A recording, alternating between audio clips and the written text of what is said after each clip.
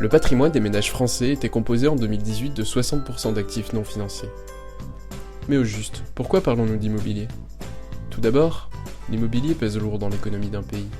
On dit que quand l'immobilier va mal, c'est toute l'économie du pays qui va mal. En France, de 2010 à 2018, la part des actifs non financiers dans la composition du patrimoine des ménages a augmenté de 7,2%, tandis que la part d'actifs financiers, elle, a augmenté de 25%. Même si les ménages français préfèrent de plus en plus les investissements non liquides, ceux-ci ont su tirer bénéfice des avantages fiscaux proposés par l'investissement immobilier. Ensuite, pour investir en immobilier, il est nécessaire de connaître le marché dans lequel il évolue. Un mythe dont il faut absolument se défaire est de dire que l'immobilier est une valeur qui ne fluctue pas au gré de l'offre et de la demande. C'est faux. À court terme, l'on peut dire que l'immobilier possède un caractère moins spéculatif que le marché des actions, par exemple.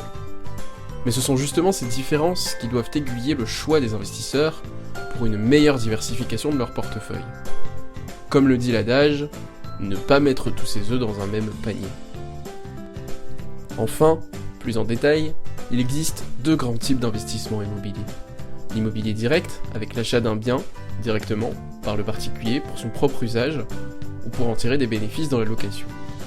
Et ensuite, l'immobilier dit papier, qui consiste en l'investissement dans des actifs ayant pour support l'immobilier. Attardons-nous sur les SCPI. Ces dernières permettent aux particuliers d'acheter des parts de sociétés spécialisées pour ainsi investir en immobilier sans acheter de biens.